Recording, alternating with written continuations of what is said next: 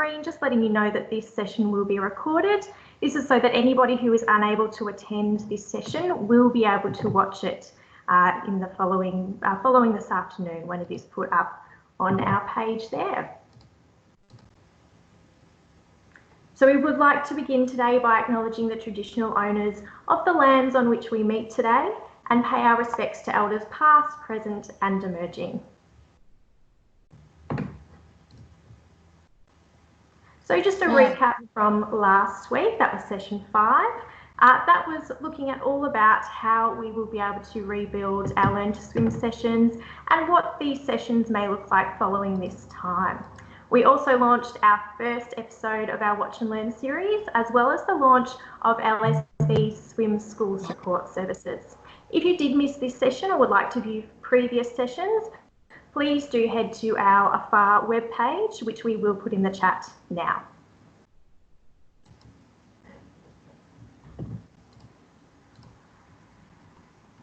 So for today's session, we have 3 fantastic presenters who will be sharing their tips and tricks for our swim teachers with 3 different topics. So our first presenter will be Jess Adkins-Barber, who is the owner of the Little Swim School. We're also joined by Elisa Danger, who is the school's leader at Peninsula Aquatic Recreation Centre, also known as Park. And we also have Jackie Taylor, who is the aquatics manager at One Casey.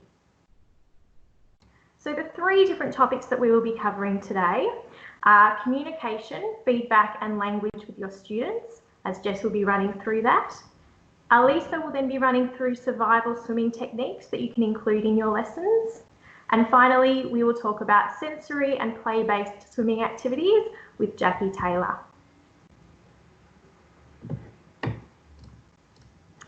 Now, we have had a few questions about this PD series. As I said earlier, it will go for approximately 45 to 60 minutes. We should have about 45 minutes of presentations, then with about 10 to 15 minutes of Q&A at the end of the webinar. Now, this webinar may count towards your professional development hours for swim teachers.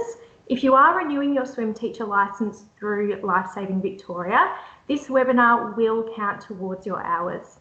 If you are renewing through another provider, please do check with that provider directly.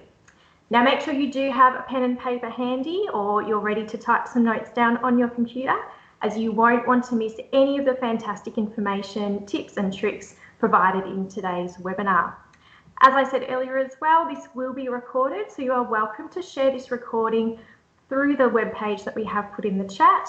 From this afternoon onwards, it should be updated and on that website for you to access, and feel free to share that with any other staff you know who may not have been able to attend this webinar. So I'd like to hand it over to Jess Adkins-Barber, who will start us off with her presentation, which is all about communication during swim programs. So Jess, if you would like to share your screen and unmute yourself, and enjoy Jess's presentation, everyone. Good morning, everyone. I hope everyone's doing well in these strange times. I'm pretty excited to have this opportunity to share with some communication during swim programs, specifically relating to infant and preschool. So that's something that I'm quite passionate about. So let's get started. So we want to look at balancing communication between parent and child within your infant and preschool classes. So I found the younger the student, the less communication takes place between you and the student. As the student progresses, your attention and communication style changes so that you're talking more to the child and less to the parent. I find the split of parent versus child communication is easier in the 6 to 12 month age group and the 2 to 3 year old age group, and I'll explain why. During the 6 to 12 month age group, the majority of the communication is focused on the parent's learning, as the child is highly dependent on the parent for movement, support and control. As the child reaches 12 months or starts to gain mobility and independence, you'll need to start to adapt your style of communication to accommodate both the parent and the child.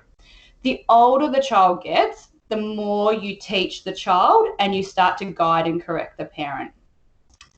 As the student progresses into the 2 to 3 year old age bracket, I find that the majority of the time I'm talking directly to the student rather than the parent.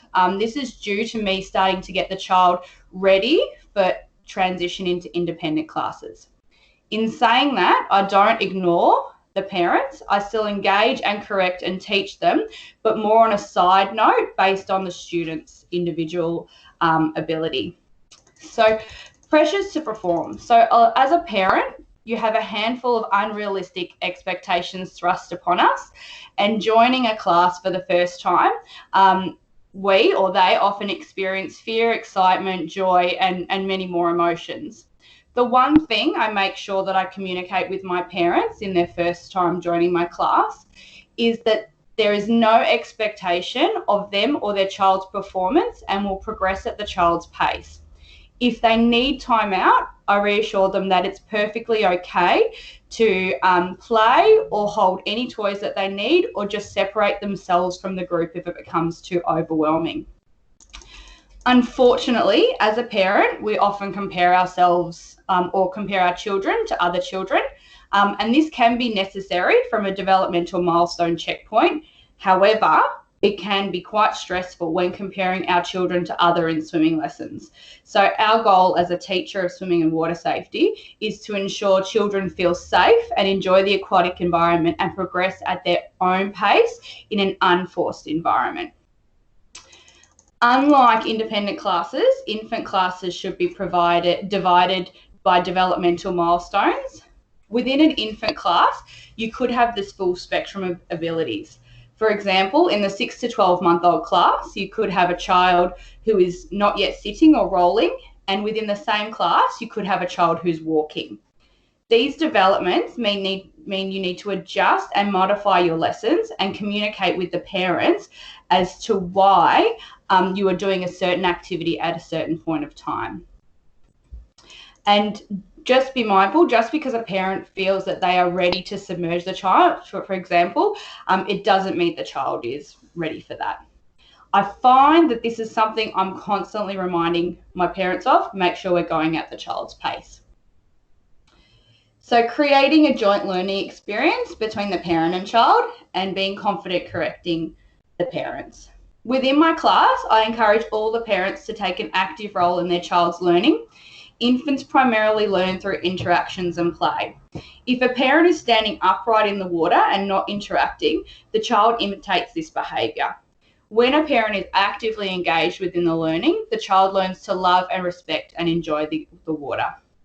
One example, within my classes, at the start I'll hand the child a watering can, not the parent, and the child is encouraged to pour the water freely wherever they like, on the parent, on themselves, on a toy. And then in return, I swap the watering can from the child to the parent, and then the parent is also having that opportunity to splash the water. What I love the most is when a parent pretends that they don't want the water over their head, over exaggerating, and the child is giggling as they're splashing their mum and dad. With the parent comfortably having water poured over their face or arms or body parts, the child will see and feel that the water is something not to be afraid of. You can see in the pictures above that the parents are blowing bubbles and the child is mirroring their behaviour. Corrections. So one of my, pet peeves is when I get a new parent to me within my program, but an old one in the Learn to Swim scene, and they're often holding their child incorrectly within the water or not allowing their child to extend due to poor correction. I know correcting or telling a parent what to do can be quite intimidating, but remember you are the expert and they're paying you for a service. And if you don't correct them, how will they know that they're not doing something properly or that they're actually hindering their child's learning progress? So a couple of tips on how to do this. So explain the activity, then demonstrate the activity. I always do the activity with the parents, so holding onto a doll, either demonstrating or I do the activity as if I was the student. Something to remember when we're in the pool, we're not all auditory processors, and the pool is quite a noisy environment, and you partner that with their child doing whatever they want to do at that time, it can be quite difficult for the parent to keep up within your class. So make sure that you're providing a demonstration throughout the activity. One way is you can go about correcting is you can correct the entire group. This avoids any individual correction if you're a little bit nervous or unsure. This is also helpful if you have a handful of new parents or parents or a handful of parents who are doing their activity incorrectly. Pick one thing when correcting parent. Don't pick on them. Don't try to correct everything in one lesson. This could create a little bit of a sensory overload or a little bit of pressure for them to perform. Another option is you can take their child. Now make sure that the child is comfortable with you and is okay with this step. In some cases, this might be easier for you to demonstrate so the parent can watch. As when the parent and the child are both learning a new skills, that can kind of be all thumbs. So the child's not too sure what to do, and then the parent's not too sure how to balance that. So by you being calm and experienced, the child will start to relax into the position, and then the parent can start to see what's going on and how to move through the water and complete the task. I also find this technique is really useful when the child is ready to be extended, but the parent is not sure or is not aware of this. So I can take the child and I can start to show the child's abilities to the parent. Another thing I tend to notice within classes that sometimes teachers move a little bit too quickly when it comes to correcting parents. So make sure you give them time, allow the parent and child to settle in and process and self-correct. You might find that they're watching other people before they give it a go, or the little one might not be too keen on the activity and need a little break. Just remember, even if they're not participating, they're still watching and learning. Okay, a mediocre teacher tells, a good teacher explains, and a superior teacher demonstrates. So a lack of explanation to an activity is what causes the misconception that an infant lesson is a waste of time or just songs. I can probably guarantee you that a lot of my classes or my lessons are very similar to the way you teach. I do the wheels on the bus, Twinkle Twinkle Little Star, and so on. But what I do bring is the next level of education to my classes. For example, in the picture above, you'll see children on a mat, and I introduce this into my classes early to create exposure to the mat as it's quite a sensory environment. The activity changes and extends as the children develops. To an ordinary person, this is just babies lying on a mat, but actually it has huge list of developmental benefits for the child, which in some cases are not always done or encouraged outside the lesson. So we have tummy time, which develops strong neck and shoulder muscles to promote motor skills. And as it's done on an uneven or a moving surface, this increases the child's strength and ability. So think about this for us sitting on a normal chair. It's quite easy for us, but however, when we move to a balance ball, we need to engage our core and work a little bit harder. Similar processes for when a child is on a mat. We're working the child's vestibular system. This is a sensory system that is responsible for providing our brain with information to assist with motor functions and balance.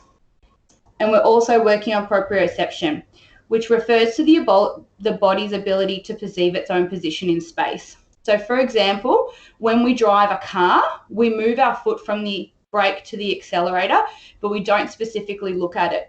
So when children engage in activities like this and risky play, they start to learn how their body works and where it is defined in space.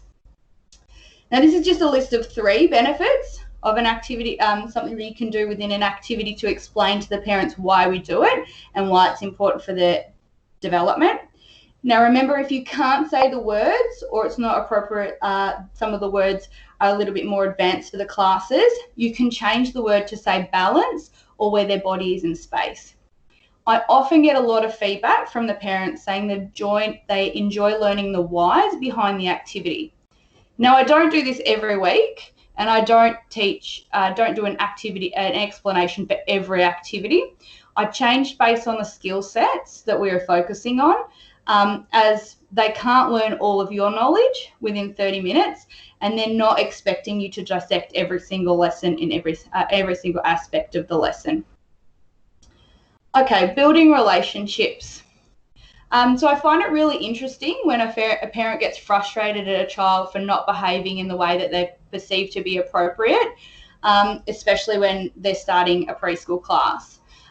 So next time you go into the pool, or even while you're sitting at home, I want you to have a think about how the child might feel or react about going into the lesson for the first time. Or are they being compared to other people, and why are they not behaving in the perceived way? So think about a 3-year-old who's never had any formal lessons before of any kind. So no gymnastics or music, anything like that. They might rarely socialise with other adults and by nature be shy. And then they're brought into our swimming lessons, and over their life, they've probably been told, don't talk to strangers and don't go near water or you'll drown. And then here's mum and dad putting them in a pool with a stranger and then wondering why they're shy or reacting negatively. So before a child even enters our class, they probably have preconceived ideas about what it's supposed to be. So go slowly. Do a slow introduction.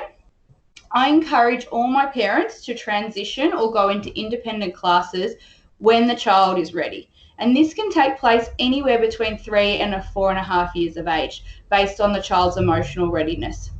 So I have a few examples for you. I have a second child in a family who's been with me since 6 months of age, just turned 3. She's an awesome little swimmer, happy, confident, and excellent at following instructions, and she wants to be like her big sister. We had a smooth transition into independent classes with a new teacher as she was next to her sister. But then on the flip side, I have a 4-year-old who is shy, conservative, and so is his parents. And I could push the issue and force him into an independent class, but what would that do for him? It would just mean he would be scared within the class, he'd be shy at putting his face in, and he'd probably sit stagnant in that lesson and not enjoy swimming for about the next 6 months or more. So what I find is don't rush transition, and transition when the child is ready. In both cases, both children are happy and they're both learning about swimming and water safety.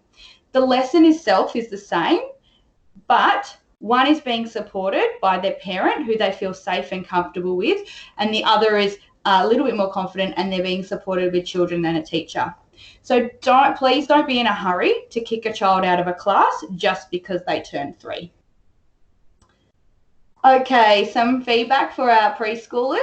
So we always have those funny little crazy kids who need a little bit more reward, recognition, or motivation to move through the classes. So what we've got is a little reward system. So I really, really love it when a mum asks at the end of a class, hey, Stanley, have you had a good lesson? And you sit and think about it and go, well, I sat him out 3 times. He refused to do his jump, but he did do good kicking and listened when we were doing that activity. So yeah, you can have a sticker. We obviously want to reward good behaviour, but was he really good that week? So I decided to change the system. So every lap Stanley does, and every time he listens, he gets to put a ball into a reward bucket. Every time he doesn't, he's at risk of me taking that ball out. And at the end of the lesson, if he has X amount of balls, he can have a sticker. So I'm just making the reward a little bit closer because he's collecting balls, so that's instant recognition. And I'm making it tangible rather than subjective. Another case I've got is my hyperactive jumpers. So I have a little girl who's constantly under the water. I love that they want to explore, except that I have my safety concerns because she does it when I'm trying to move and keep everybody swimming. And also she's under the water and she's not listening. So without saying for the 1000th time, Bonnie, get your head up, what can I do to try to modify this behaviour? So what I do is every 2 laps up and back, I give them 30 seconds of water can play. It's basically free time and they get to use the animal watering cans any way they like in a safe way. I give them a warning and a countdown for when they need to come back to the step and start listening. If they don't come back quickly, then they have to do more laps to earn their free time. I was doing this prior to the shutdown and I was getting a good response. My plan is to continually increase the amount of laps to free time in order to get them into the normal lesson plan. I may use some of my lesson time up by giving them free play, but I'm gaining time not having to wait or ask for them to come up from under the water. So in our industry of teaching, there's no such thing as plagiarism, just collaboration. So please, at any time, if you have any questions, comments, concerns, or you just want to have a bit of a chat, feel free to contact me. As a swim teacher, we are a chatty bunch, so I'm more than happy to share any information with you. And thank you, guys.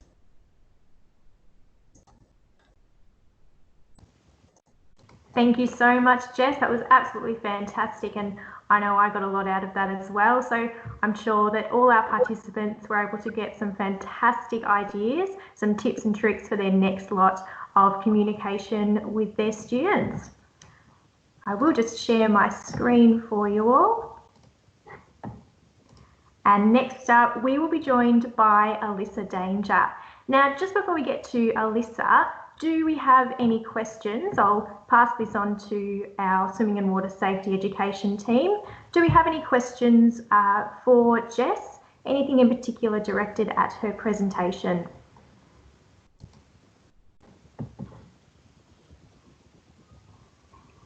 Caitlin, there's no questions coming through yet, but we do have a lot of thanks and well done, and to Jess saying that great ideas, and lots of thank yous in the chat.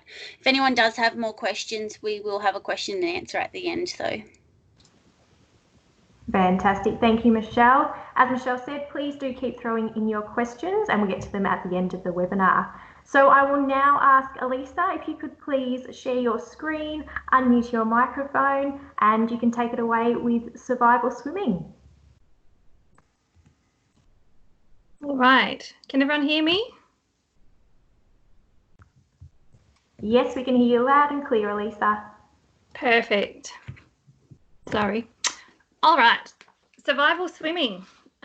Before I start, my name's Elisa, and awesome job, Jess. I really loved the part of in your presentation about explaining the why. That's very close to my heart as well. All right. As Caitlin said, I am the schools leader at Park in Frankston, and I used to be a primary school teacher and have taken that passion together with swimming to continue on implementing school swimming and water safety programs. Survival swimming. Survival swimming is a combination of floating, breathing and swimming, which enables the subject to reach safety or survive for an extended period of time in open or deep water until help is given. It's essential that children are taught floating techniques combined with strategies to move through the water and breathe throughout. All of these things combined will give the child a better chance of survival if they were to find themselves in a treacherous situation. Sorry, Lisa, fantastic start so far. Would you like to share your slideshow through the sharing opportunity there? What I did, but I'll do it again. Sorry.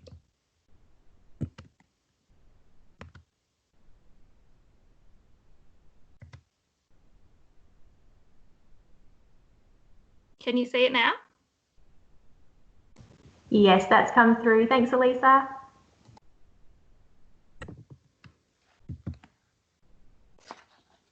All right. So I've broken down our survival swim program into the following different areas: entries and exits, flotation and balance, mobility and propulsion, breath control, submersion and underwater skills, use of life jackets, rescue skills and water safety knowledge. I'm just going to go through each area and give you some tips on how to incorporate these things into your lessons. It's important that we incorporate our survival skills into all of our lessons and not just leave them for standalone water safety days. Flotation and balance. Flotation and balance is one of the most important skills to learn in order to survive. The ability to float gives the child a chance to breathe, conserve their energy, and the ability to yell out for help. In my opinion, it's the most important skill to learn and subsequently lends itself beautifully to teaching body position and strokes later on.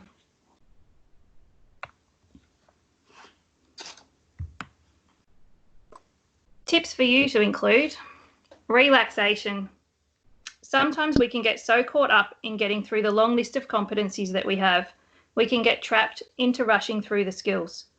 To float, it is essential that the body is relaxed. Breathing is important in order to achieve relaxation, so tell your students and don't forget to remind them to breathe. Rather than asking your students to hug the kickboard, try using a board or a noodle under each hand. This will enable them to control their balance and their position in the water, so much better than hugging a board. If you haven't caught Nick Foley's presentation on kickboards, you could check out Aquatic Education, and he explains floating and balance in the water really thoroughly. As well as teaching children to achieve a really good float, it's essential to teach them how to get into a float and also to recover to standing. Children can still drown in shallow water if they're not able to regain their footing. Entries and exits. There are so many different entries and exits, and depending on the pool or aquatic environment, the options can be quite overwhelming. Many students can demonstrate different entries and exits, but when presented with a scenario, they're unsure of which one to use and why.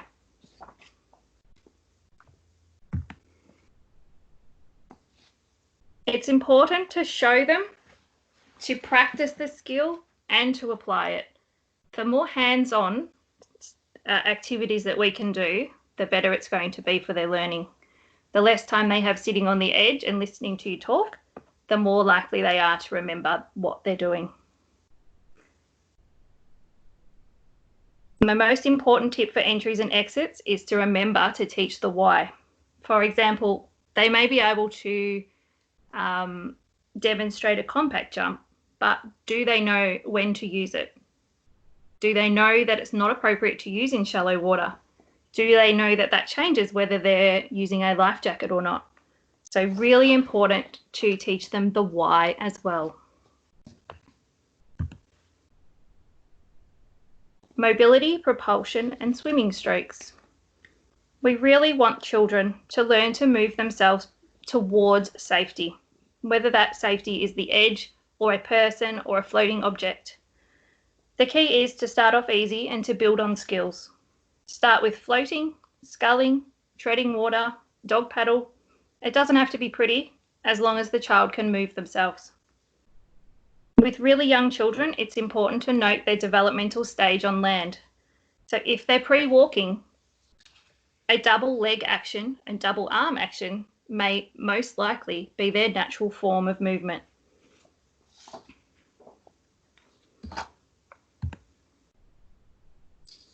It's good to allow them to try different techniques and practice the one they're most comfortable with, as usually that's the one they will revert to in an emergency. It's okay to mix running legs and scooping arms, for example. There are no points for refined techniques in survival swimming. Once the child can float or tread water, it's important to teach rotational skills as well. You can teach the strokes explicitly, but allow them to try the strokes for different situations. For example, if the water was really rough, would it be best to do survival backstroke, or what else could they do instead? Teach them to think for themselves in an emergency. It's also about teaching that why, enabling them to choose the right stroke for the situation that they're in. Water safety knowledge. It's important to make the knowledge as relevant for your children as possible. Think about your location. Do the children live near a beach? Are you near a lake or a river or pools? Use your knowledge of the local environment to teach knowledge and make it relevant to their experience. The most important knowledge for every child to know is that they should never swim alone, how to call 000, and always to get help and preserve their own life before helping others.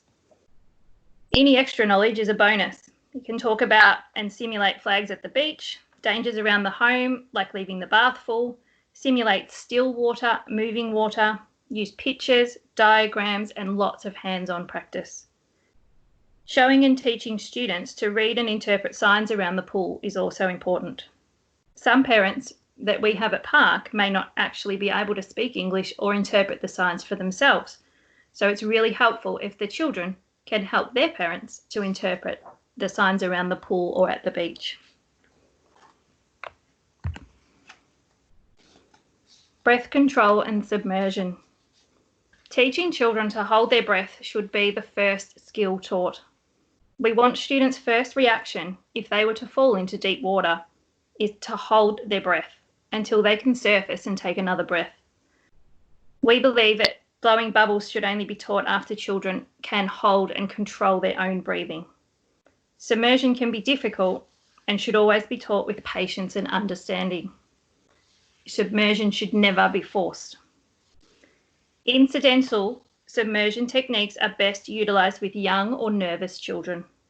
Playing games, splashing, making rain, looking at the fish underwater, eating underwater cake, all assist children to explore underwater within their own comfort zone.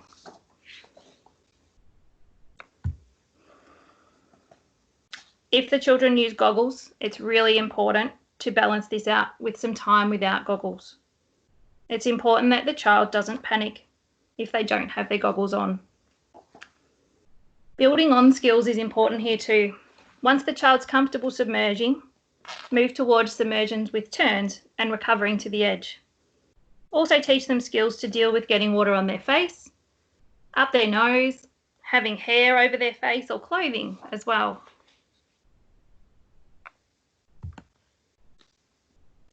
Life jackets. We don't want the child's first experience with a life jacket to be in an emergency.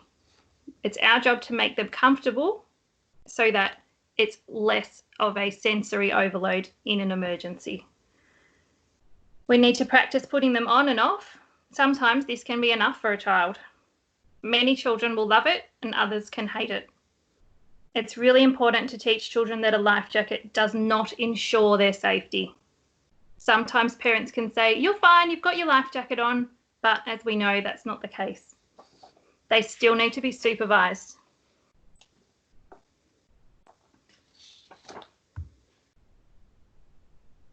It's good to allow children to experiment with their new buoyancy and balance in the water before moving on to more difficult skills.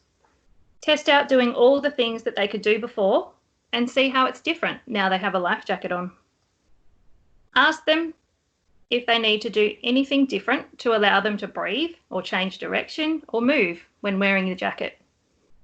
Ensure they're capable of the basics before moving on to harder skills like the help position or moving around as a group. It's fun and useful to show children some alternative uses for a life jacket and let them experiment as well. Some things I've done with children in my classes are sitting inside the life jacket, so taking it off and actually putting their legs through the armholes. This can be really useful if there's only really large jackets available that don't fit the smaller children. They can lay on top of the jacket. They can use it as an aid for an injured person or a limb. They can use it to help them keep warm. I've even used it in my adult and infant classes, and they have unclipped their life jacket and clipped it onto their child's life jacket to enable them to have their arms free and swim with their infant on them. Obviously, in this time, we need to be mindful when we go back to work that you may not be using life jackets, or you may have to have special hygiene around cleaning them before and after class, but it's up to your individual swim school. Rescue skills. It's really important to teach rescue skills explicitly first, and then get them to practice the skills in a simulated real-life scenario. For example, the child needs to know how to coil and throw the rope before being asked to demonstrate this in an emergency. I'm sure we've all seen children who panic, pick up the rope, throw the whole thing into the water, only for it to sink to the bottom. So we need to make sure that we teach those skills, and then those skills should be innate in an emergency and they revert back to the skill. Doctors ABCD, the first three letters of this are really important for children. Looking out for danger, checking for response, and sending for help. Most of the time, this can be enough to save someone's life. With older children, you can use the rescue sequence: talk, reach, throw, wade, row. Teach them to always seek help. before getting into the water. It's also a really good chance to enable them to identify their own limitations, to test how long they can tread water for, how far can they tow a heavy adult, how far can they swim before getting fatigued. This will enable them to get an accurate idea of their own ability to inform decisions when they're on their own or with their friends. We don't want a young teenager jumping off a pier into rough water only to realise that their skills are not what they thought they were. This part is really close to my heart, the schools and the Victorian Water Safety Certificate. I think that water safety and survival swimming are essential in our school program. For some children, this is the only water safety education that they receive. You need to start with the basics, the essential things. See what they can do and build on to those skills. Floating and getting into a float from an accidental fall in and recovering to the edge is really important.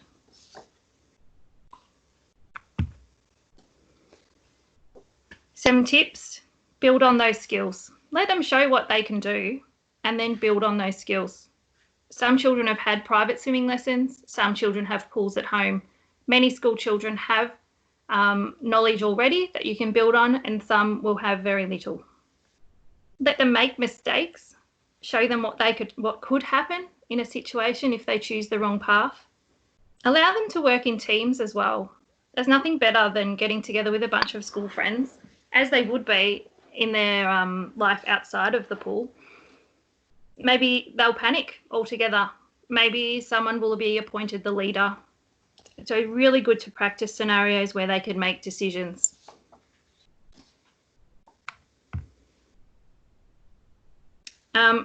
Just a little bit about Park. We have our water safety embedded into our intensive program, as well as having one day of that program specifically for water safety.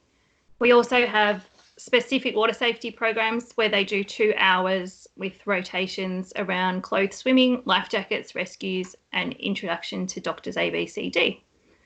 I've noticed, particularly with the big push for the Victorian Water Safety Certificate this year and last year, it's been amazing to get leverage with schools to encourage more participation. We've had a few schools who've only had a handful of students actually achieve that certificate, and it's really helped me to engage in conversation with the schools and to encourage them to come for more programs or encourage their parents to get lessons outside of school. So I've seen definitely a massive increase in water safety participation from schools. That's it for me, and I'll hand back to Caitlin.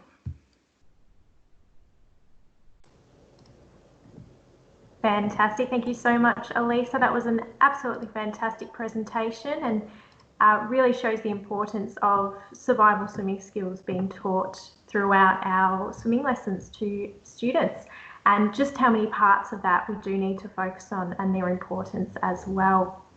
I did notice, and we have noticed in the chat, there are a few specific questions targeted towards some of the parts of your presentation, Elisa.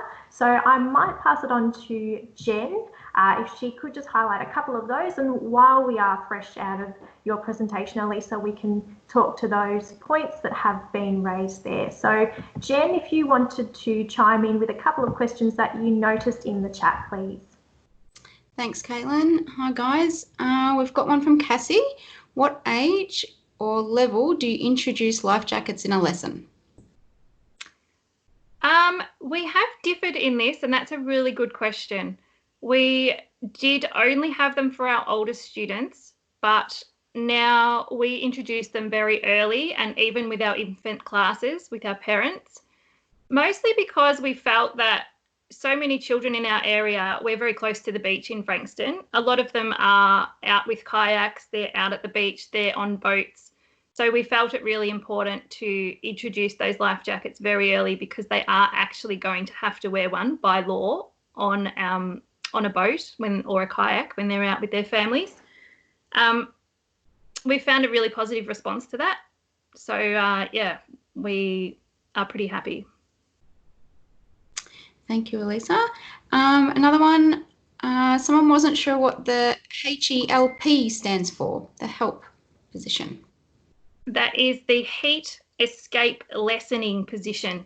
So if on the slide there's a little picture of a person floating in the water but with their knees up towards their chest and keeping themselves as warm as possible by bringing in all of their body parts. So it's basically kind of hugging yourself to keep yourself warm. Excellent. And bringing your knees up. Thank you. And the last one from Philomena is a row in rescue skills. Can you please explain? So the idea around it is that we're trying to encourage children not to get in the water. So rather than swimming into the water, they may be able to get themselves a vessel or a floating object to row out to help. So whether that might be a mat or it might be a kayak or it might actually be a boat, that they are able to actually get in to row out to assist the person in trouble rather than getting in that water and making yourself in danger. Brilliant. Perfectly answered all of them. Thank you. Fantastic. Thank you, Jen, for picking up on those questions. Thank you very much, Elisa, for your fantastic presentation and for answering those questions on the spot. Thank you again. And thank you also to everyone for putting your questions in the chat. Please do keep them coming and we will head back to them at the end of the webinar when we have a little time for our Q&A. So next up in our webinar, we will have a presentation from Jackie Taylor, who will be talking all about play-based or sensory play in our swimming lessons. So Jackie, if you would like to unmute yourself and share your screen, and everyone enjoy this great presentation from Jackie Taylor.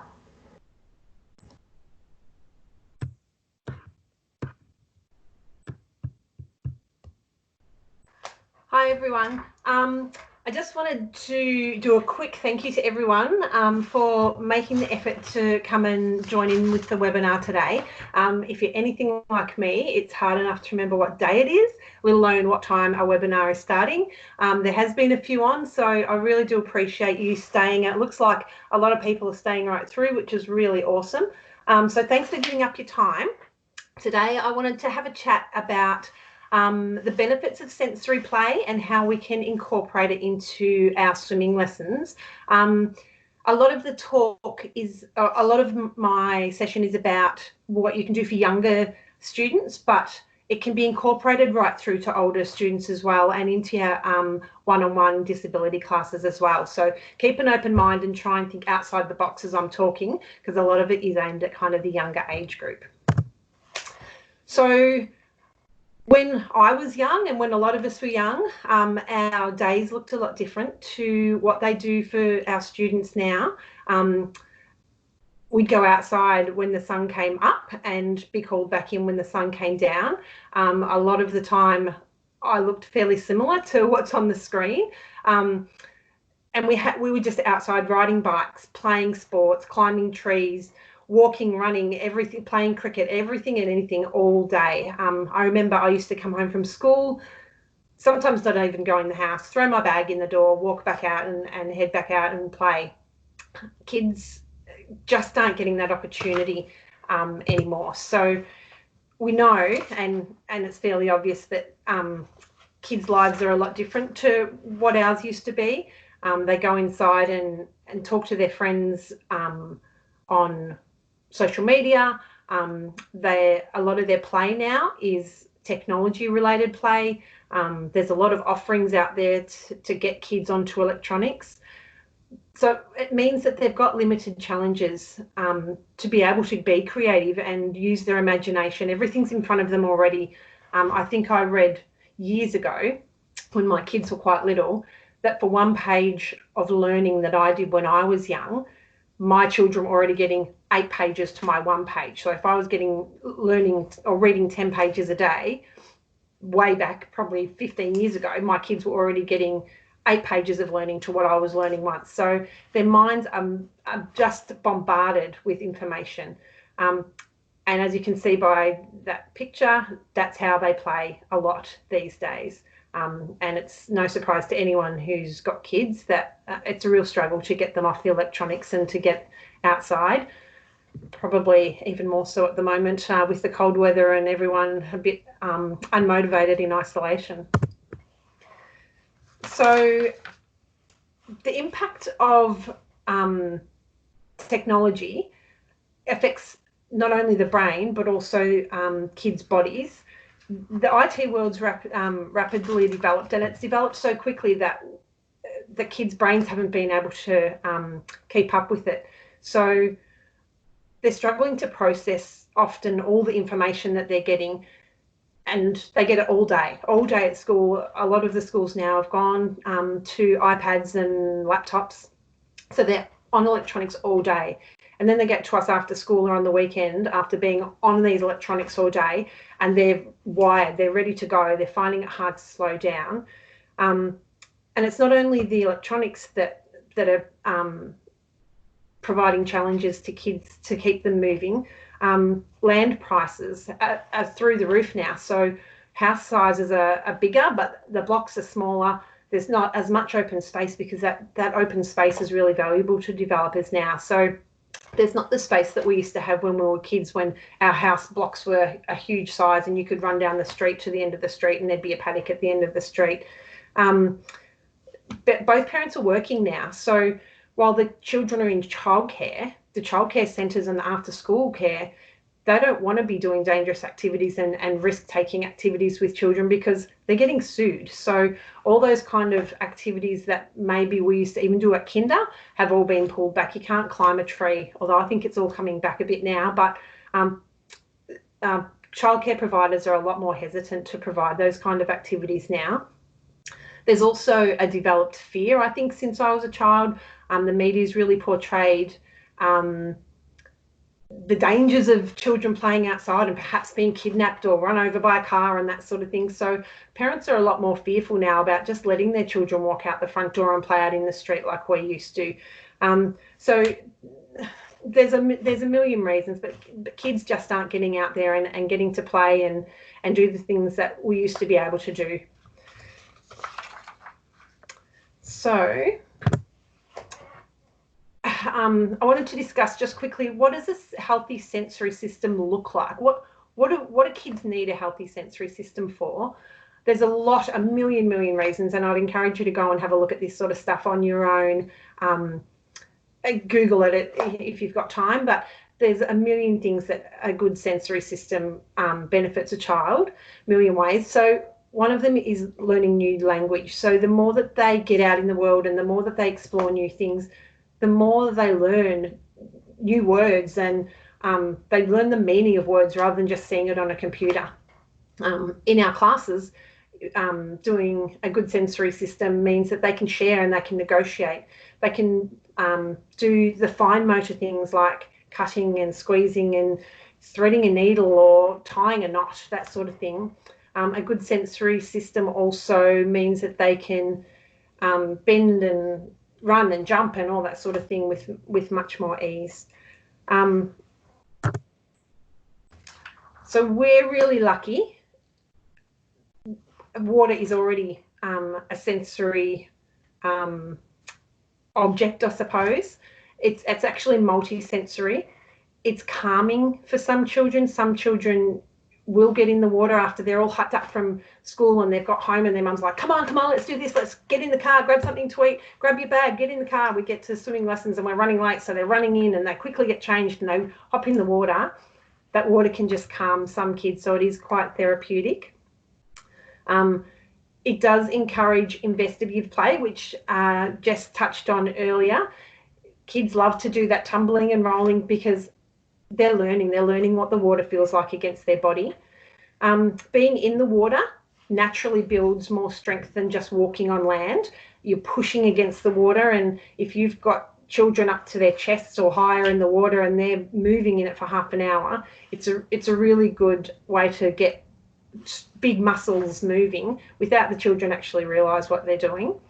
It introduces the concepts of maths and science. So this was a bit of an eye-opener one for me when I found this one out and had to think about it, where if you put water in a cup and you pour it in another cup, it's okay, so if some spills out, it's lighter, but how can I fill it up and put 2 cups in this side? And what if I've got a hole in the cup, and how many cups does it take to fill? All that sort of stuff, and movement. And it's a great way to introduce maths to your students without even them realising it. And in the younger classes where you've got your mums in, or mums and dads, parents, carers, it provides really good quality time between the carer and the child, where they can slow down a bit and they can really enjoy each other's company.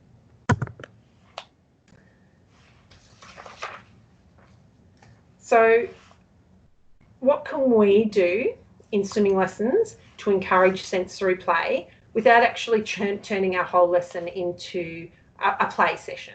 I want you to put a different lens on the things that you do. Actually think about, what do you already do that you could just expand on? Can you do the same activity that you're already doing, but add an extra element of sensory play into your activity?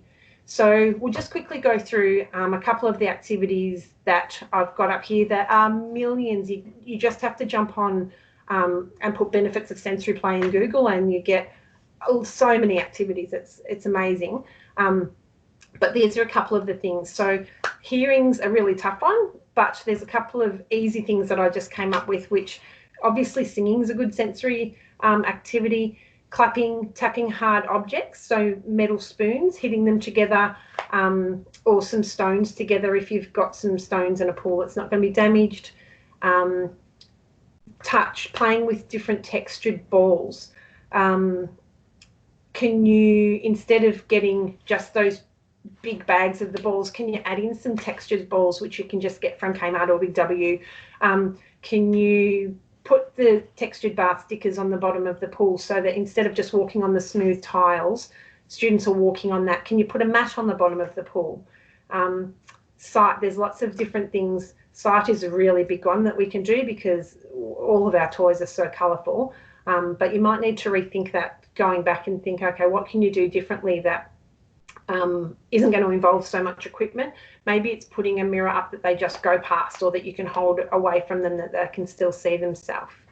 Taste and smell are a bit of a tricky one in the pool, but I know that some pools are okay with blowing bubbles, and you can get scented bubble mix. You can scent some of your toys that are going to sit around the outside of the pool that might be a bit more of a relaxing lavender sort of a smell. If you've got a smaller pool, maybe you could actually just have a scent burner or something like that going in the pool area, just for that calmness, to add in an extra sensory awareness. So a couple of the things that we've done as well with instead of using just the balls now, we've actually cut up our noodles. So everyone's got old noodles that you think, what am I going to do with this? We've cut ours into little pieces that we thread. So when the children collect them up, instead of just putting them into a container, they collect the noodle, they thread it onto, we've got some big thick wool, but you could also just use a piece of rope. So instead of just going, collecting toy, bringing it back, they go collect the toy, bring it back, and use another sensory. They use their fine motor skills to do some threading instead.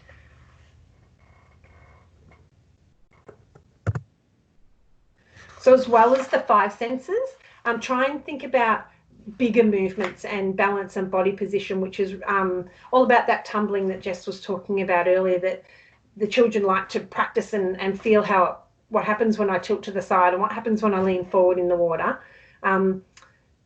Think about using mats instead. I know the mats tend to disappear once we get to kind of school age, but could you pull a mat out every now and then and get the kids on it? Can they kick towards each other rather than just kicking one way up the pool?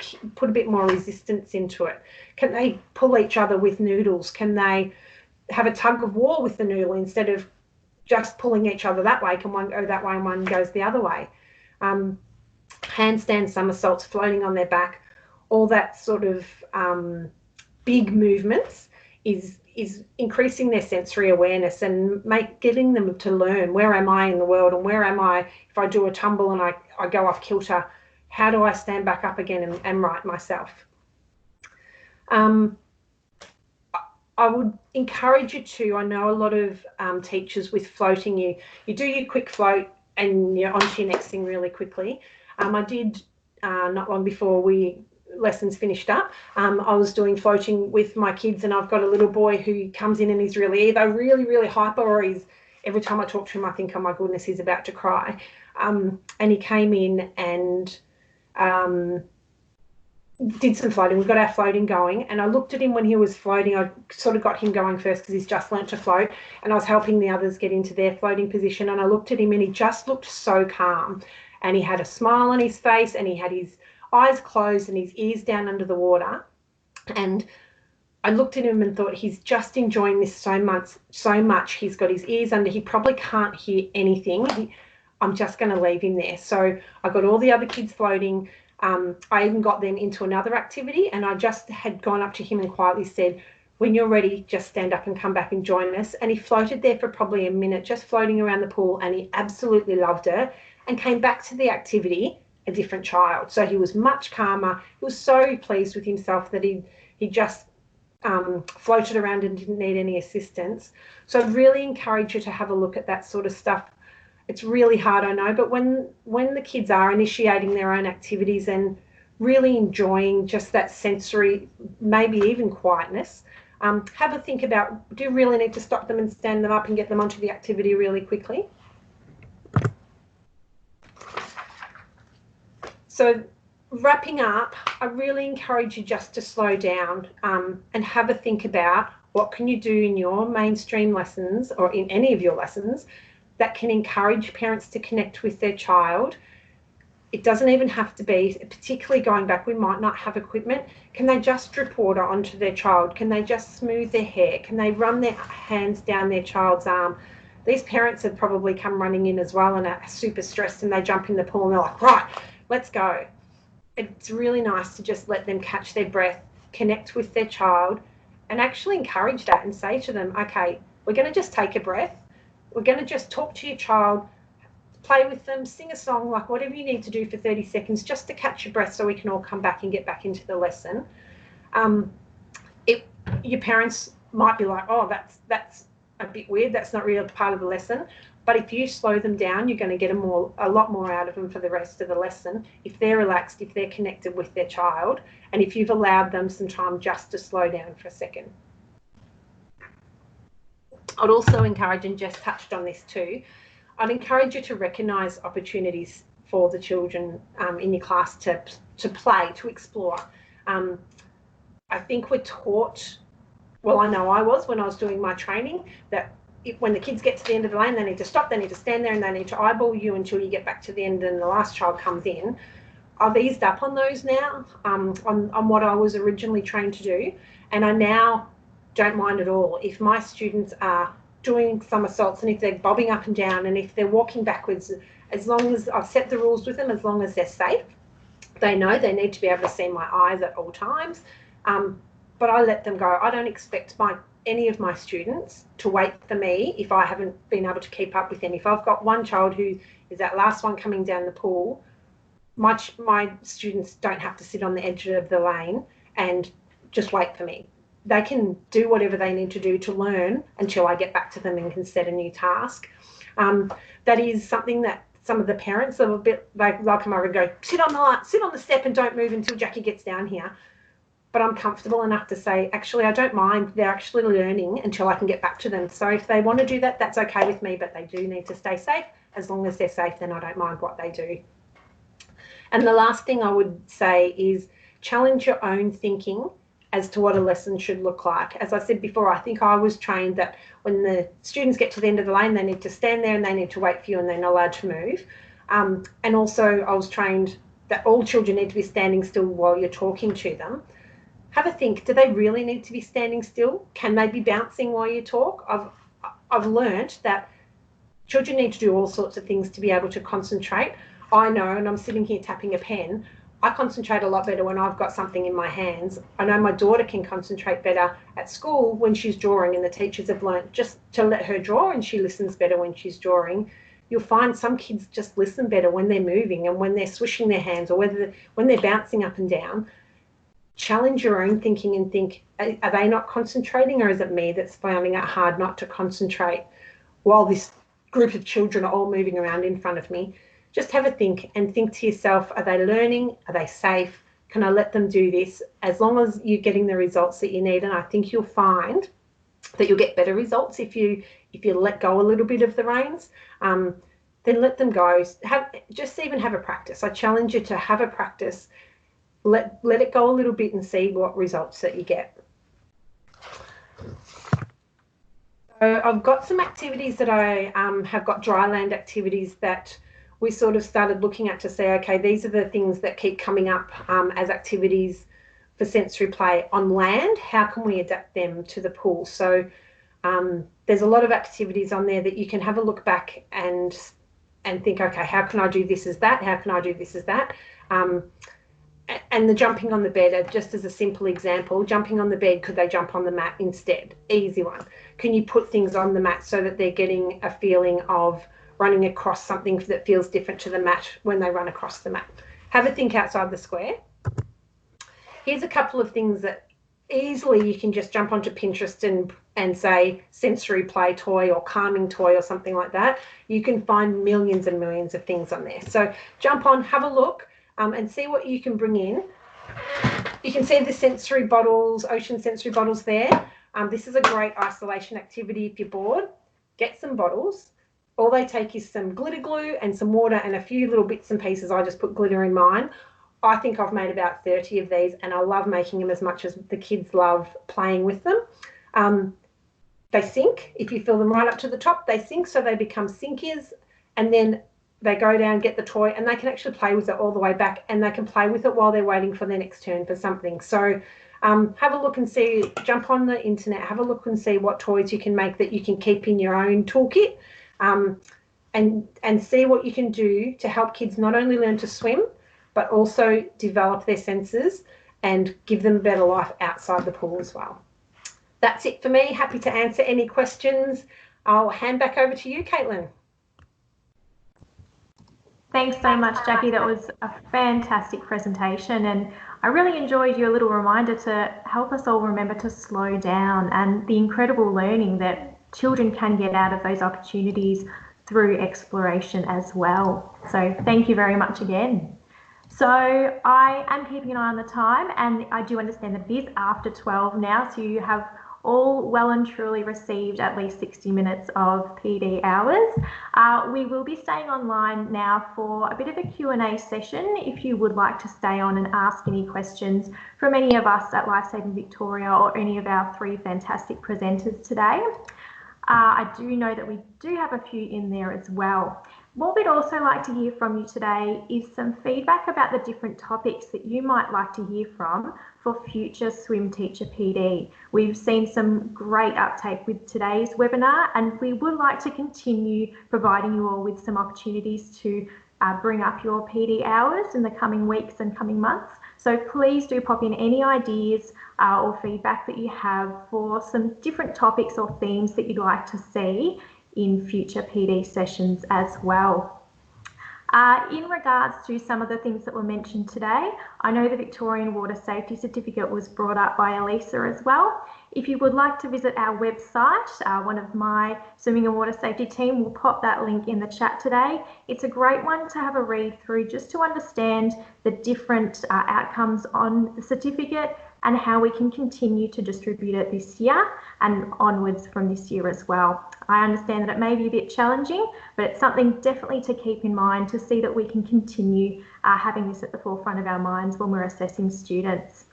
Another one as well, building off Elisa's presentation, is the survival swimming lessons and programs that Lifesaving Victoria have developed as well. We have developed a 5-lesson program as well as a really fantastic 10-lesson program, and both of those programs have resources, activities and all sorts of things linked to those, and I can see that Jen has just put that link in the chat. So some great things to check out following this webinar with any spare time that you have to get some ideas or some resources that you can include in your lessons as well. So we will jump straight into the questions. I'll hand it over to the swimming and water safety team, who may have picked up some questions along the way and have picked up a couple that have just popped up as well. Thank you again to Jackie, Elisa and Jess for your 3 fantastic presentations. I know personally I've taken away a lot of information from those, and I'm sure our participants have as well. So if you guys wouldn't mind sticking around if you can to answer some questions that anybody will have, and this recording will be available hopefully this afternoon, but please do allow about 24 to 48 hours for this to appear on the website, and we'll pop that link in the chat again now. So I'll let my team take it away with our Q&A. Hi, Caitlin, it's Liz here. Just directing some questions, a question at Jackie. So Jackie, if you can unmute yourself. A lot of people have said great presentation, thank you, well done. They really like the concept of slowing down. That's really good advice, and also challenge your own thinking and your learning, and perhaps how you were initially taught, how you can evolve since then. Ashley has asked, if you have a child who you know can play up a bit but calms down with that sensory side of things with going underwater, would you encourage them when they're playing up or having a bit of a moment to go under to kind of reset, or would you let them take the lead in that process? It would probably depend on the student. A lot of my students that I know, I would let them take that time to go under, and it is so calming for students who have best been yelled at all day or in a highly noisy world. It's so calming for them just to get their ears under the water. It might only take 20 seconds and then you've got their attention for the rest of the class. So I would try it, and it's going to be really hard because the other students will all probably want to do the same, but I don't think that's a bad thing either. Make it a bit of a game and let them all do it at the same time. You just have to be comfortable to be able to say to any parents that question you why you're doing it, and I've never had a parent come back and say, well, I don't think it's worth it. Parents love it when I say they're really hyped up today, so I just let them relax into the class for 30 seconds so they could concentrate better for the rest of the lesson. Great, thank you. Caitlin, we've got a couple of questions for Jess that came in a bit earlier. We've got Abby. What's a safe alternative when you don't have a large mat? Okay, so is that specifically relating to the various types of mat activities, or is it specifically relating to the vestibular and the proprioception system? It's just going to depend. That's kind of a little bit open-ended. But if you don't have a large mat, you can use smaller mats if you have that available. You can use a short pool edge, or you can probably use a parent as well as a tabletop, so popping a noodle behind them and the parent leaning back so the child can do tummy time on their chest. So there's a couple of options that way, but without specifics in terms of different activities, I can't specifically answer that question, if that makes sense.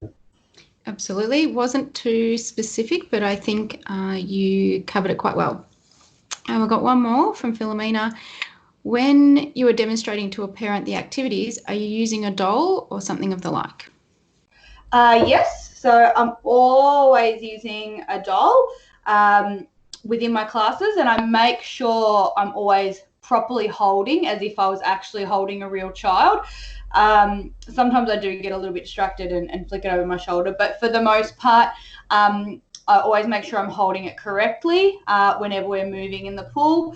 And if I do need to, like I said, I either take somebody else's child who's quite comfortable with me, or I demonstrate as if how the body position is supposed to look within the water correctly. Excellent. Thanks, Jess. We had lots of comments for Jackie. Love the threading idea. Love the child floating story. A refreshing lesson. Ideas referring to the kids doing some lessons at the wall. Love the encouraging them to relax and do what they need to until you get back class rules. Love challenge your own thinking and learning. Thank you. Great advice.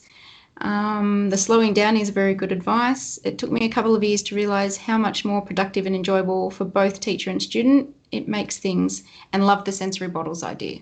So well done, Jackie.